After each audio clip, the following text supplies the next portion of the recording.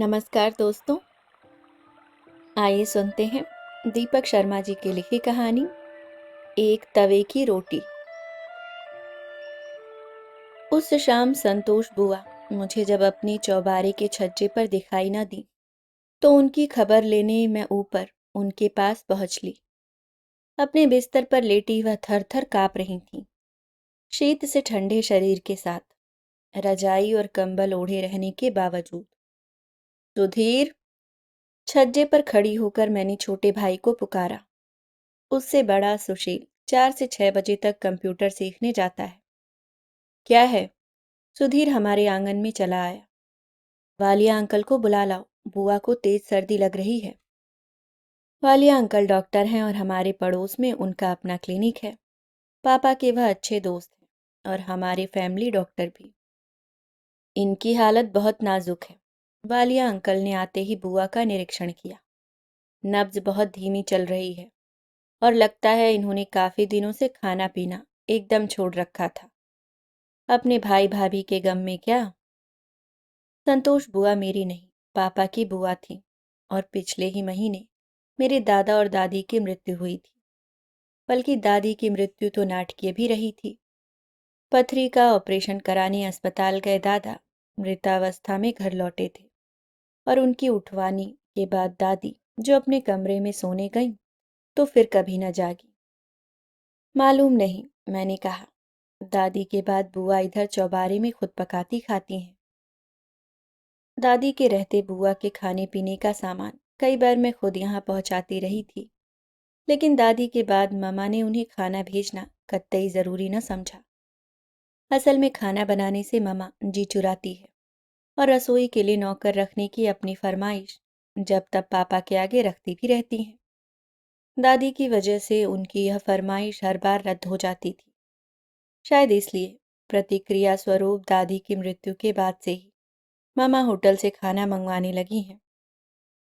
पापा की नौकरी इन दिनों लखनऊ की बजाय बरेली में है और उन्हें यह खबर तक नहीं थी कि संतोष बुआ अब अलग तवे की रोटी खाती हैं। एक आध बार मैंने ज़रूर मामा से बुआ के खाने का उल्लेख किया था, मगर मामा ने फौरन मुझे टोक दिया था।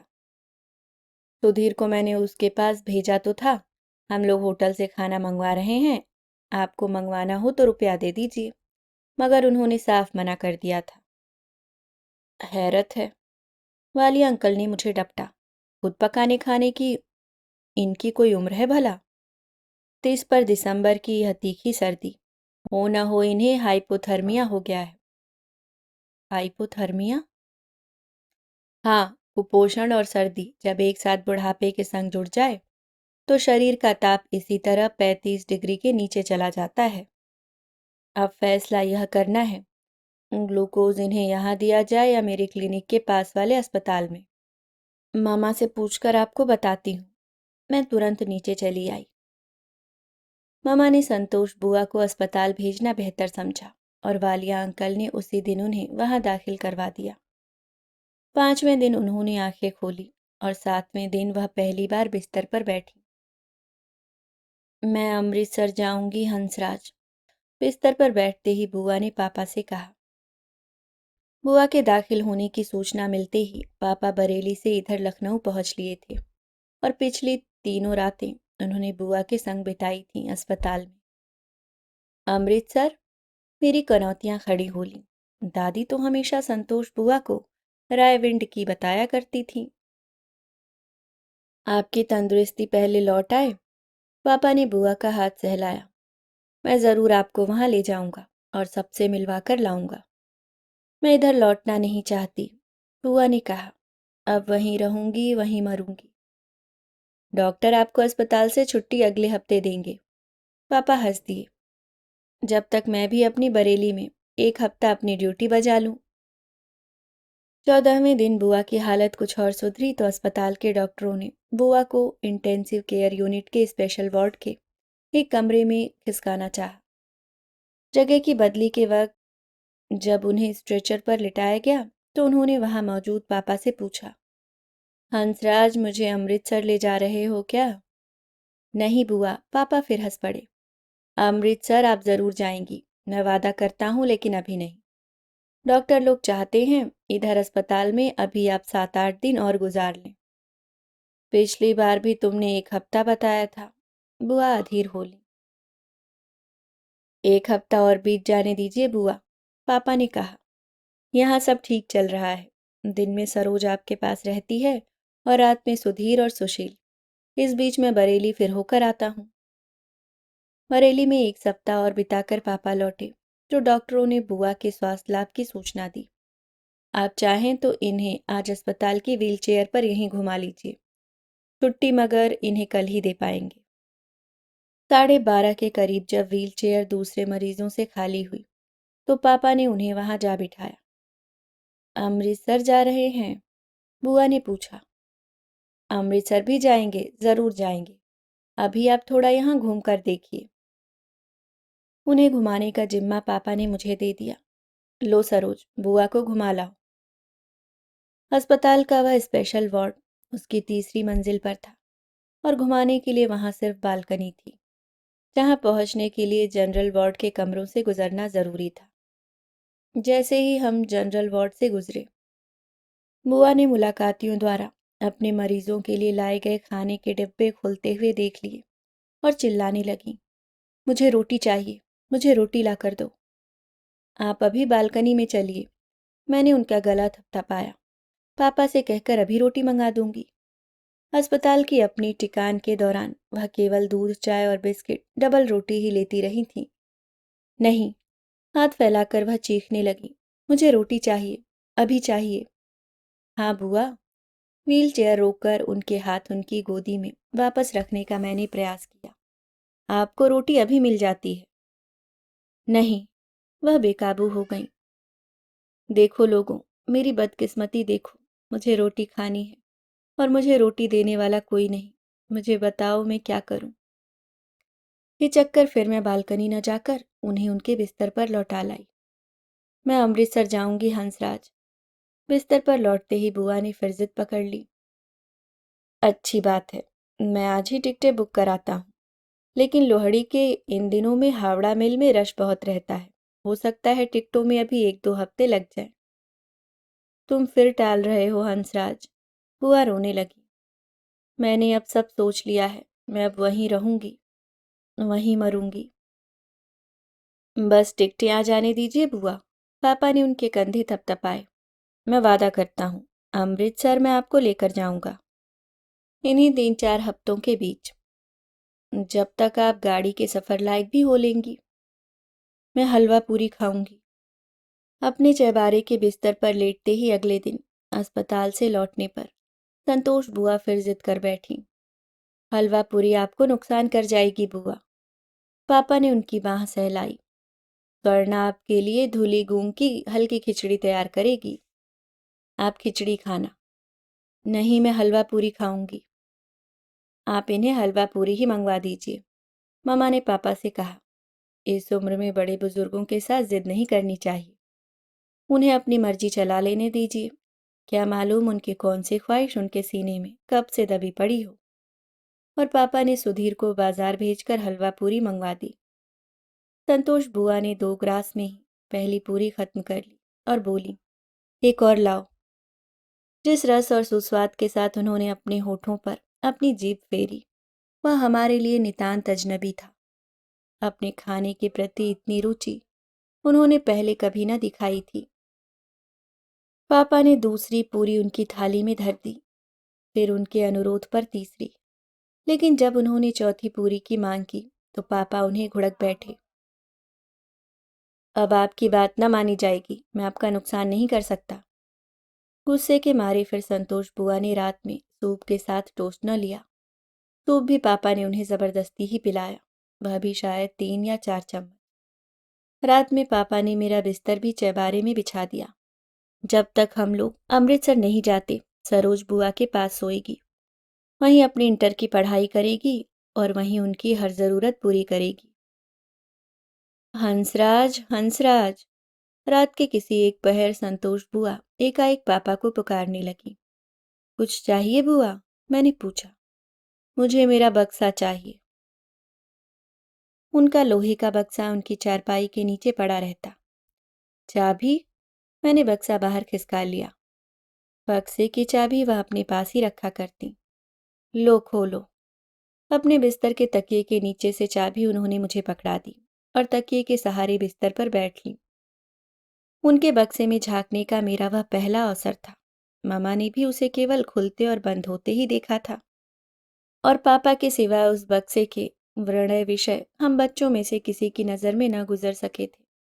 बक्से के बीच वाले हिस्से में कपड़े ही कपड़े धरे थे, और दाएं बाएं ऊपर ऊंचे उठे हुए लगभग 8-8 इंच के जो वे दो दराज रहे, सो उनमें दुनिया भर का अल्लम गल्लम जमा था। मेरा थैला, वह बुदबुदाई।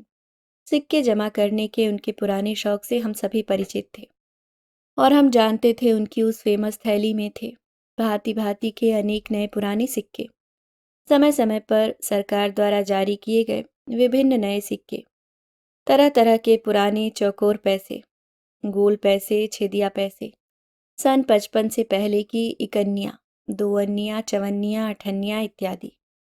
बल्कि मामा तो यह भी सोचती थीं कि संतोष बुआ की उस थैली में सोने की 2-2 अशर्फी भी थी और चांदी के 21-20 रुपए भी। यह कैसी फोटो है? थैली की बगल में कुछ खुले फोटो मेरी तरफ झांक रहे थे। आपके हैं? रायविंड के दिनों के। कुछ फोटो में बुआ पुराने कपड़ों में विभिन्न अजनबियों के साथ खड़ी थी, परेशान और उलझी हुई आंखों के साथ। घर में हमें यही बताया गया था वह पाकिस्तान के रायविंड गांव से आई थी। भारत सरकार द्वारा सन 49 में पाकिस्तान से लाई गई सिख हिंदू स्त्रियों के जत्थे में, और जब उनसे बिछड़े उनके परिवारजन में से उन्हें लेने कोई न आया था, तो हमारी दादी ने उन्हें अपनी दूध बहन बना लिया था। उन्हें 12वीं जमात पास कराई थी, और फिर उसी के बूते पर उन्हें एक स्कूल की नौकरी भी दिला दी थी। उम्र भर वह यहीं फिर इसी चौबारे में टिकली थी। उन्होंने अजनबी आवाज में मुझसे पूछा, क्या अपनी बीमारी में वह इतनी दूर चली गई थीं? पाकिस्तान बनने के पहले के दिनों में, जब पाकिस्तान केवल एक असंभव योजना दिखती थी। मेरा मतलब सन 47 के पहले के वक्त से है, मैंने कहा। सन 47? हाँ, सन 47 से ही तो पाकिस्तान बना था, जब आप रायविंड में रहती थीं। रायविंड? वह फिर हैरान हुई। दादी यही तो बताया करती थीं, आप रायविंड से अमृतसर लाई गई थीं, और फिर अमृतसर से वह आपको इधर लखनऊ ले आई थीं। वह सब झूठ था। मैंने रायविंड वाला इलाका कभी नहीं देखा है। कैसे? मैं अधीर हुई। सुबह के समय अभी मैं गर्म हमाम की पुरानी राख समेट रही थी। पानी गर्म करने वाले हमाम को दादी भी गर्म हमाम कहा करती। पीतल का वह एक हमाम हमारी रसोई के भंडार में भी धरा है। उस हमाम के बीचों बीच हमाम की ही लंबाई के बराबर एक पाइप बना है, लगभग 8 इंच व्यास का। उस पाइप में गर्म कोयला डाल दिया जाता है, और कोयले की आग से हमाम में भरा पानी गर्म हो जाता है। उन दिनों राख 2 जगह काम में लाई जाती थी, बुआ बोली।